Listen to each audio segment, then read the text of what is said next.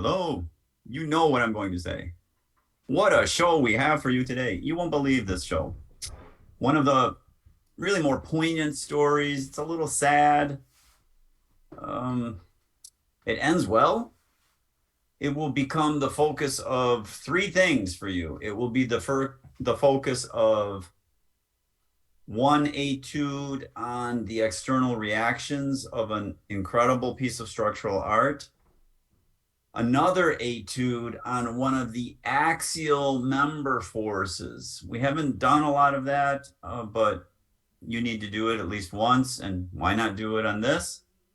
And then the artifact. This is your third and final artifact for the course, centered around one of the greatest pieces of structural art, the Salginatobel Bridge, by my main man, Robert Maillart.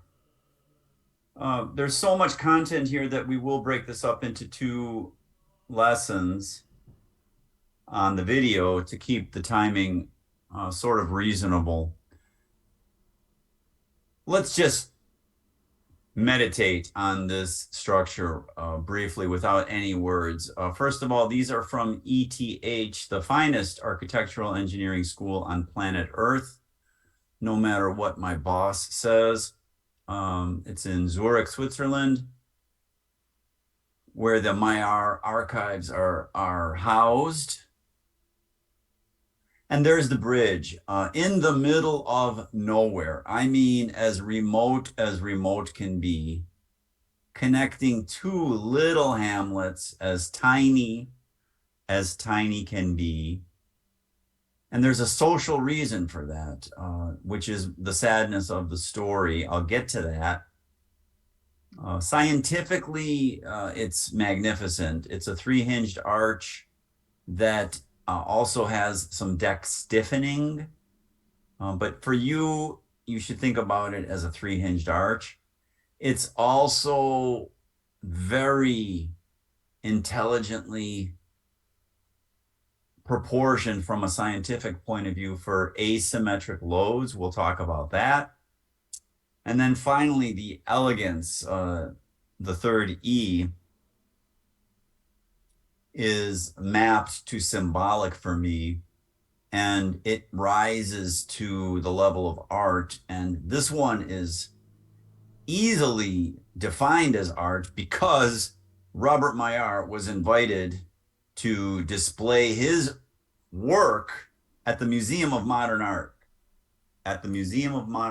in New York City, baby. So there he is, always reasonably optimistic.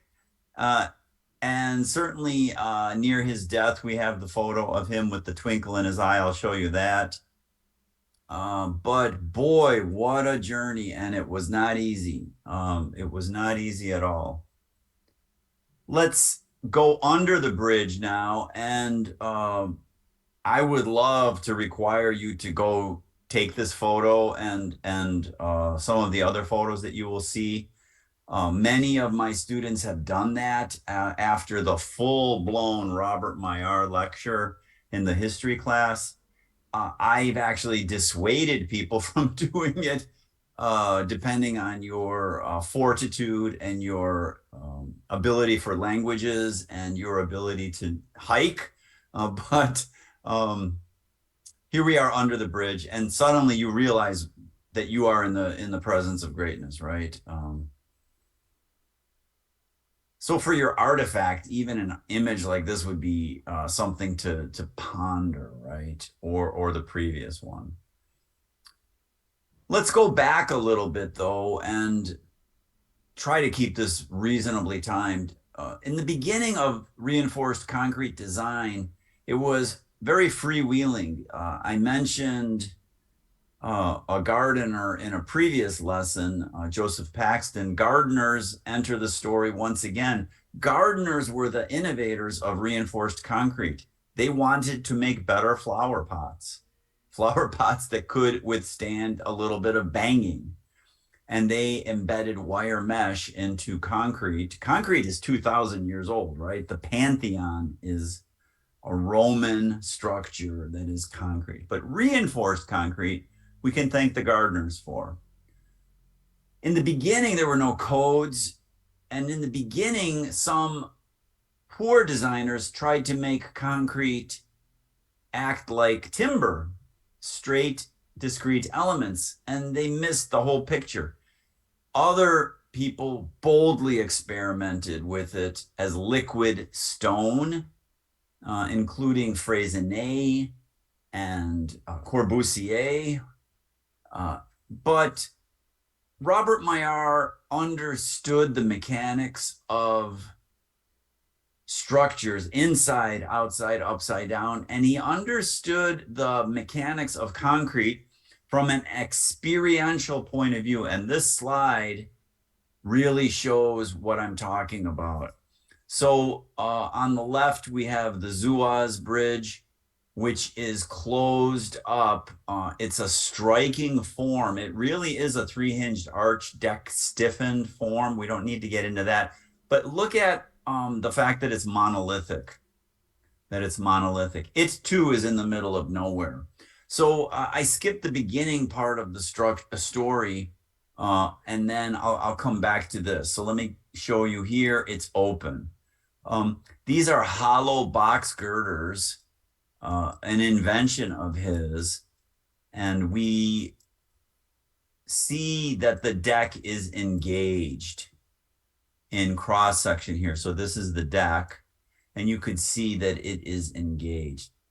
And obviously the difference is this part here. But let's go backwards a little bit in time. Robert Maillart, brilliant designer, and in the beginning of the 20th century, 1900, 1905, trying to start up the business, and gets a commission in Zurich, in the capital, with his bold sort of ideas, and they completely did not allow him to expose the structure the way he wanted to. And they made him cover it up with a facade and some columns and fanciful doodads, which I just hate. And he did it because he had to. That was the capital. And then very, very few commissions, few and far between, and mostly in remote cantons in Switzerland, where there's not too much of a design review committee, a lot of farmers, nobody saying, that has to be a Roman gargoyle with an angel of victory on the landing point or anything like that. So if you had my history class, you know what I'm talking about. The moral of the story is he knew what he was doing even as a young man, but he was not allowed to build because of the ignorance of the unwashed masses who had to approve the designs. He was way ahead of his time. And nobody had ever seen anything like this, and nobody understood it. And they said, that's ugly. I don't like that. That's not what a bridge looks like. So at Zuaz on the left, he still had to cater to that crowd. And he comes back later to look at his creation periodically. In the winter, in the summer, he'd come back, and he noticed vertical cracks. He noticed vertical cracks right here, and right here. And he said, the bridge is speaking to me. The bridge is speaking to me. The bridge is saying, I am in tension there. Now, why is that tension? You know exactly why that's tension. Tension is going horizontally, and the cracks open up vertically. You could feel it like a zipper, right? You could feel it opening up. Didn't do that very well. Well, you know what I mean. You're feeling a vertical crack from horizontal tension. Later, in the Tavanasa Bridge, he said, the bridge was speaking to me. I just simply removed the concrete.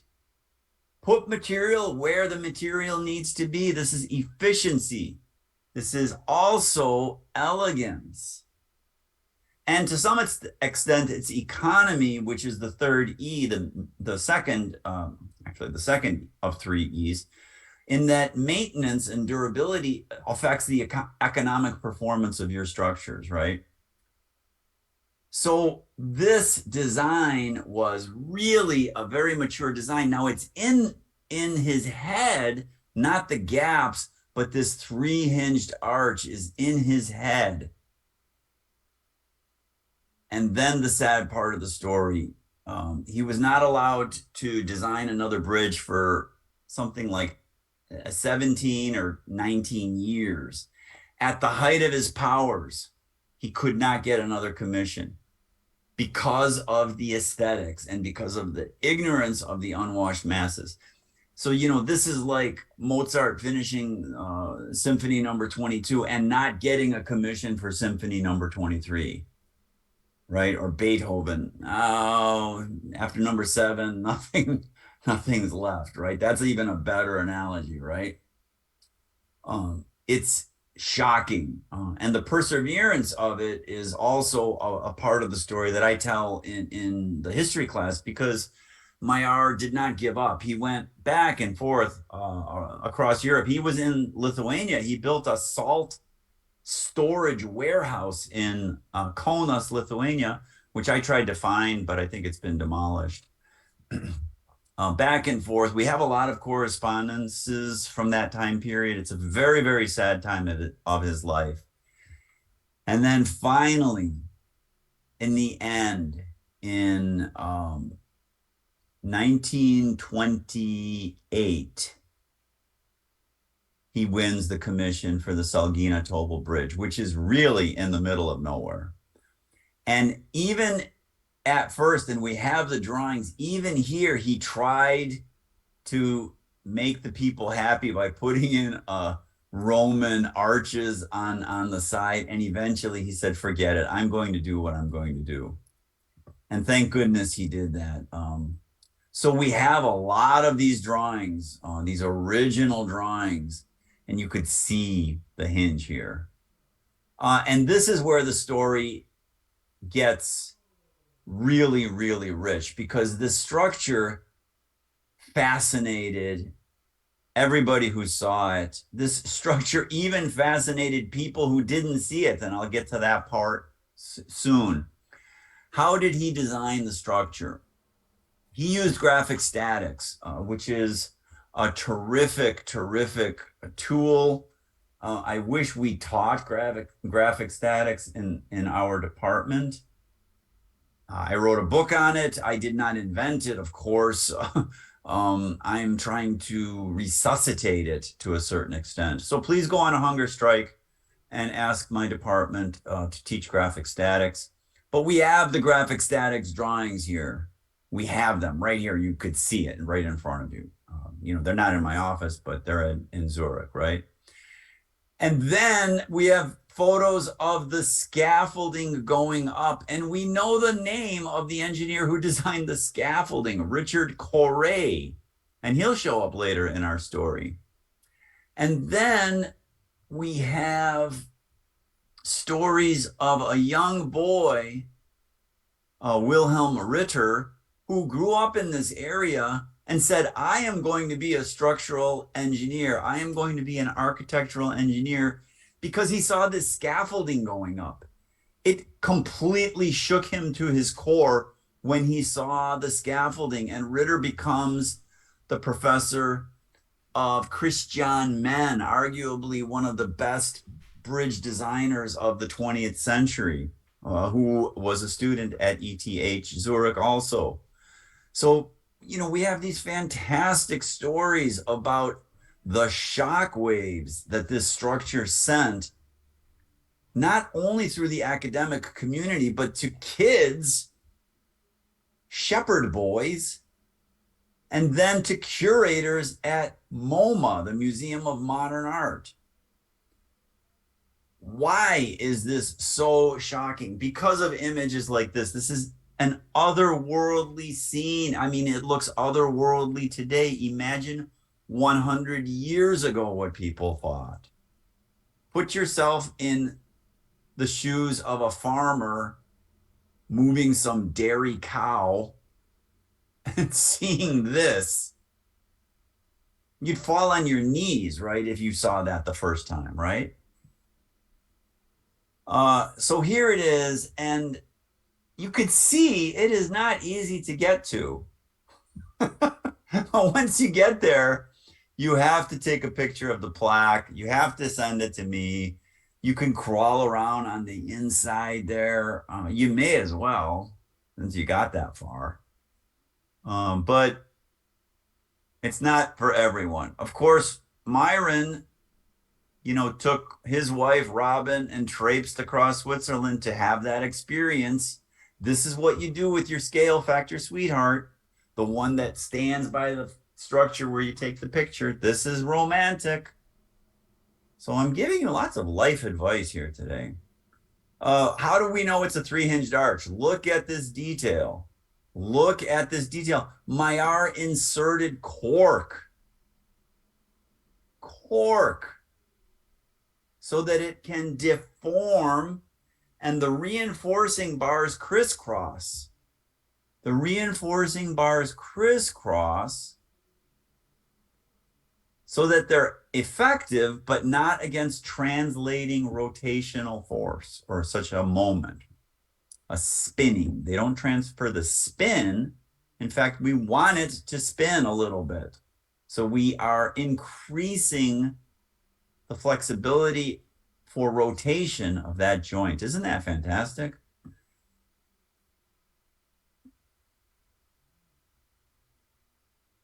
It's movable. It's a three-hinged arch. You could see small shifts when you're on it, right?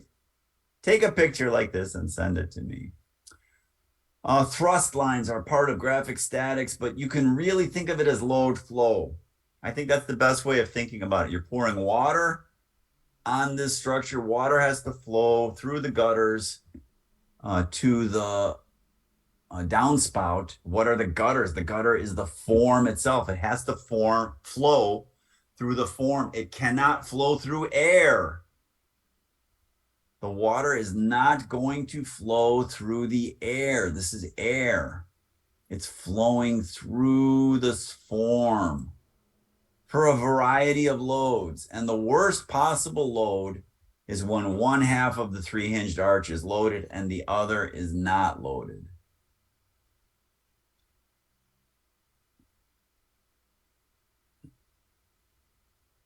It's tapered in plan view. So get down there, show me this picture, get down there, crawl around. It's tapered in plan view. You could see it in the previous picture that it is tapered in plan view.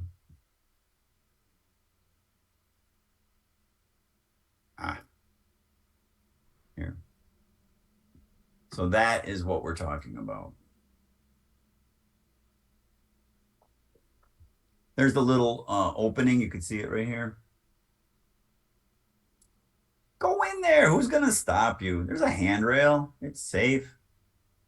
And find the plaque. This is the thing that warms my heart when I see students sending me the plaque. I think they misspelled his name. This is the second time. I just noticed this. Oh my goodness, look at that. The Nervi plaque, I think they misspelled his name in San Francisco too. I just noticed that just now. Unbelievable.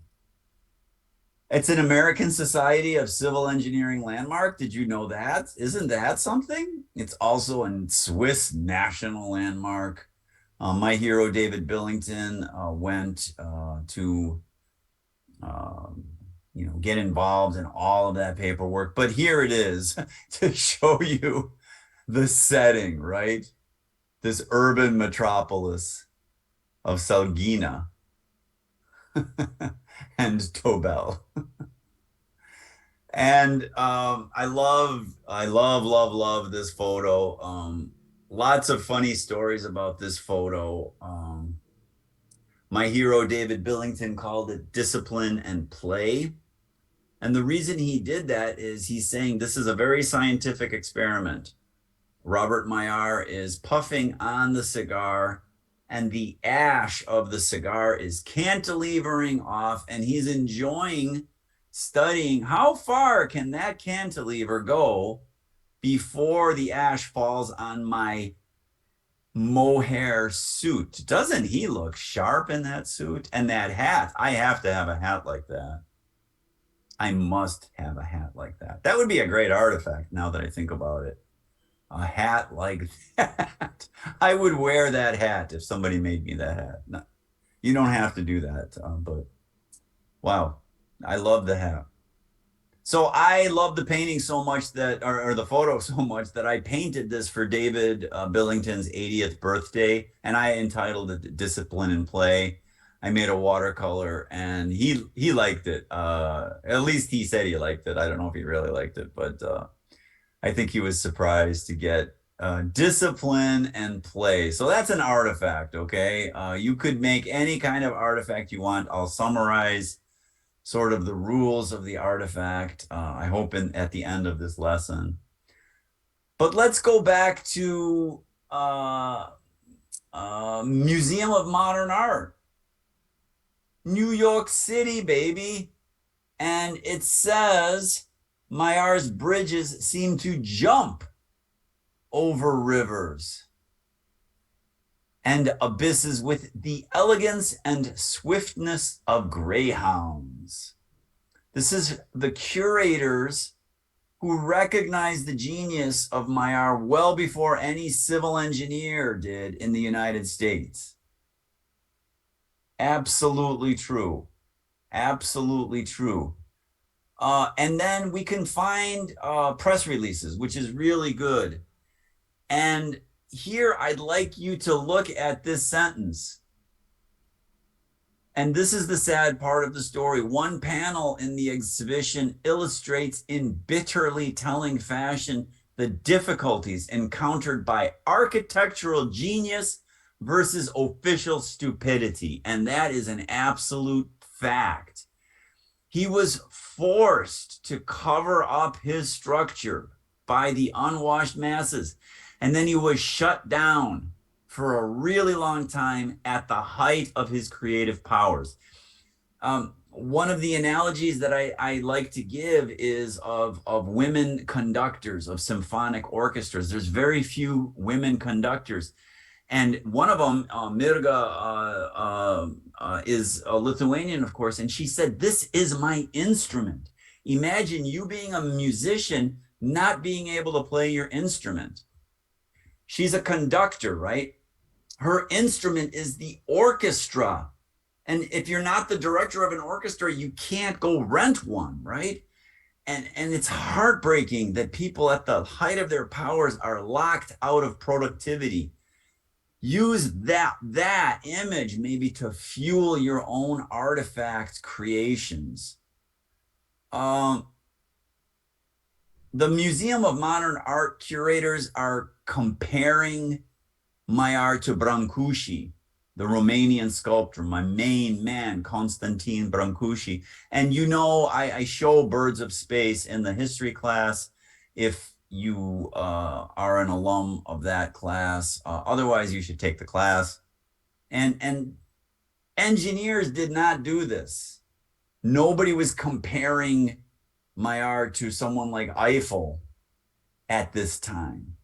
And that is symbolic, right? When you are recognized outside of your own narrow profession, when you're in the Hollywood movie ending where the couple embrace and kiss in front of that thing, or you're on a stamp, or you're in currency, or you're on an album cover of some sort, right? That means that you've hit the symbolic level, right? The Empire State Building being King Kong's hangout is symbolic, right? And here's the photo that I was telling you. This is at the end of his life, a twinkle in his eyes still. You know, he's not down. And there's huge lessons there. I wish I could learn them myself because, you know, it's so hard to stay optimistic when things aren't going well. And you all know that just as well as I do. So who am I other than someone who wants to learn from these geniuses? That's what I am. I want to learn from these people. So here is your artifact prompt, and then I'll show you a couple of images as promised of Richard Corey and others. So the story of Robert Maillart and the Salginatobel is really ultimately about that overcoming of obstacles to me. It's also incredible in that it rose to this level of symbolic structural art. I think that's a huge lesson, and I can't emphasize it enough. You need to sort of meditate on that to really let it sink in. What I want you to do is create an artifact. This is your third and final artifact. So if you did a watercolor before, don't do a watercolor. Do something else. If you wrote a poem before, don't write a poem. Do something else. But what is that something? Well, it could be tied to the bridge itself somehow, and there's plenty of opportunities to do that. Or it could be more loosely tied to the overall symbolic value. And I'll show you one example. But part of the word artifact, part of the joy of the word artifact, excuse me, is that it means something physical, something that you can hold, something that you could put on your bookshelf or on your wall, something to give mom and dad or grandpa. If it's really good, I keep it because I own everything that you produce under university rules. So make it like fantastic, okay? And then it's mine. If you start digital, I want you to end physical. So I really want something. So if you're doing a digital thing, I want a physical object. If it's music, I want the sheet music, right? I mean, if it's a video, we'll talk. But talk to me, run it past me. But make it physical. I think that was clear. If you need more inspiration, David Billington wrote a few books about Robert Maillart. You should have some.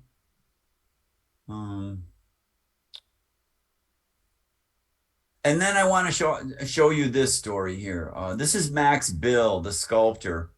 This shows up in my history class, right? Max Bill was a sculptor who did things in reinforced concrete. Now, the sculpture here is granite, but Endless Ribbon started out as reinforced concrete. And when Max Bill had his major show of sculptures in Zurich, on the catalog cover, he chose to show the Schwanbach Bridge by Robert Maillart. And the Schwanbach Bridge, that's the bridge that Myron and Robin were standing on in that Myron lesson. Remember that? So you can find some of these, but they're out of print. But you could find images of Max Bill's Endless Ribbon. Maybe you want to do something like this. That would be fun. I mean, it's a loose connection, but direct. Brancusi is a looser connection. I think simply staring at it and closing your eyes then and meditating, you're going to come up with something great. And start planning your trip then to Switzerland, get some advice, and then I have to have this shot, right? The architectural engineering hat, buy the plaque. I mean, wow. You know, that's what professors dream about. I literally dream about this kind of photo. Do you want my dreams to come true?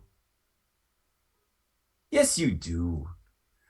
Here's Richard Corey. So this story is really funny. Robert Garland went on this journey completely unprepared. He had no idea where he was going. He spoke no foreign languages. He has never traveled overseas. He stumbles into the hotel and he's saying bridge, and the woman opens up the door and says, the Bruca?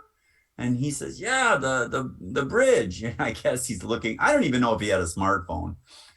And she says, she comes in. He's the only guest in this hotel. And in the dining room, they have this picture.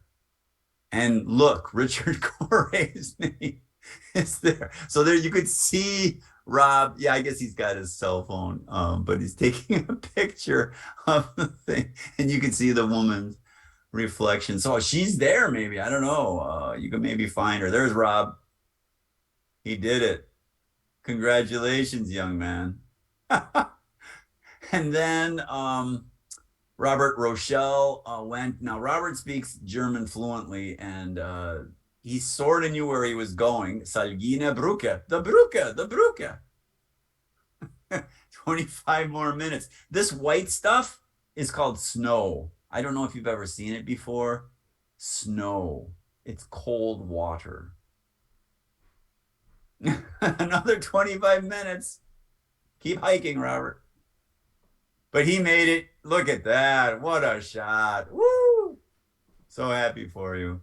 And then Will actually got married to his scale factor, and they went on a honeymoon to see this bridge. I mean, can you believe that? That is just so cute.